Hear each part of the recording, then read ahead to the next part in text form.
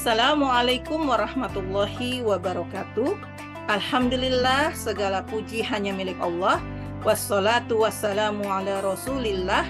Salawat dan salam semoga senantiasa tercurah kepada baginda Rasulullah Sallallahu Alaihi Wasallam. Sahabat muslimah yang dirahmati Allah, tema kita pada hari ini adalah tentang pajak di dalam Islam. Beberapa waktu yang lalu sempat mencuat wacana tolak bayar pajak akibat adanya temuan penyimpangan pajak oleh pejabat di Kementerian Pajak itu sendiri. Bagaimana sebenarnya pajak menurut Islam?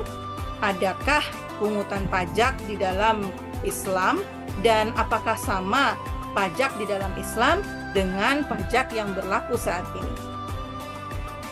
Sahabat muslimah yang dirahmati Allah, pajak atau dharibah merupakan salah satu sumber penerimaan di dalam APBN khilafah. Namun, terdapat perbedaan antara pajak di dalam Islam dengan pajak yang berlaku dalam sistem kapitalis saat ini. Perbedaannya terletak pada karakteristiknya, objek pajaknya, serta besaran pungutan pajak yang ditarik oleh negara kepada warga masyarakatnya. Dalam Islam, pajak merupakan sumber penerimaan insidental bagi negara. Pajak hanya akan dipungut ketika sumber-sumber penerimaan negara seperti zakat, kharaj, jizyah, dan pendapatan dari harta milik umum tidak mencukupi untuk membiayai belanja yang wajib ditunaikan untuk kepentingan rakyat. Sementara dalam sistem kapitalis, pajak adalah sumber utama penerimaan negara. Objek pajak di dalam Islam adalah orang, bukan barang atau jasa tertentu. Dan yang dikenai pajak hanya orang-orang Muslim yang kaya. Batasan kaya di sini adalah yang memiliki kelebihan dari pengeluarannya untuk memenuhi kebutuhan primer dan sekundernya.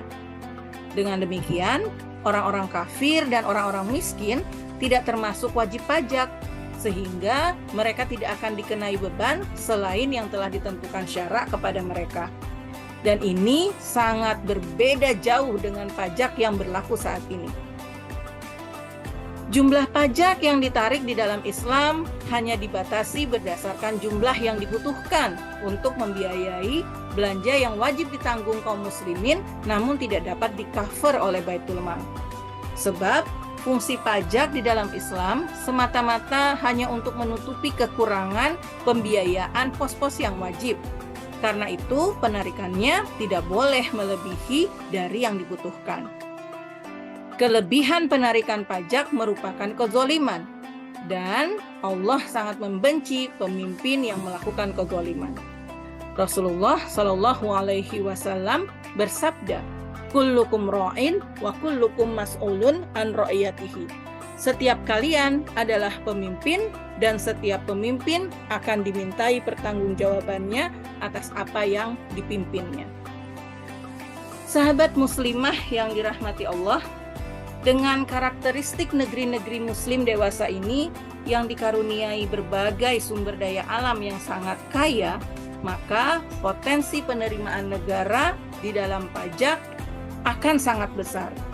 Dalam sistem Islam, kekayaan alam tersebut merupakan milik umum yang harus dikelola oleh negara dan pemasukannya masuk ke kas Baitul Mal di dalam pos kepemilikan umum. Alhasil, kewajiban pajak tidak akan muncul setiap tahunnya. Hal ini berbeda 180 derajat dengan sistem kapitalis. Pajak dalam sistem kapitalis merupakan aturan yang zalim yang dibuat berdasarkan kesepakatan manusia yang serba lemah dan terbatas.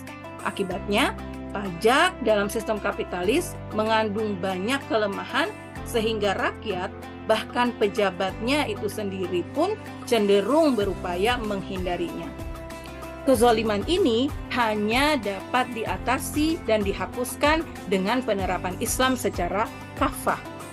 Insya Allah, dengan semakin banyaknya pemahaman Islam di tengah-tengah masyarakat dan semakin banyaknya pemahaman kaum muslimin tentang kewajiban penerapan syariat Islam, keinginan untuk menerapkan Islam secara kafah akan semakin besar.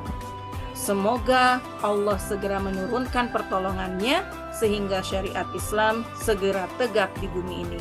Amin, Allahumma amin. Wabillahi taufik wal hidayah. Wassalamualaikum warahmatullahi wabarakatuh.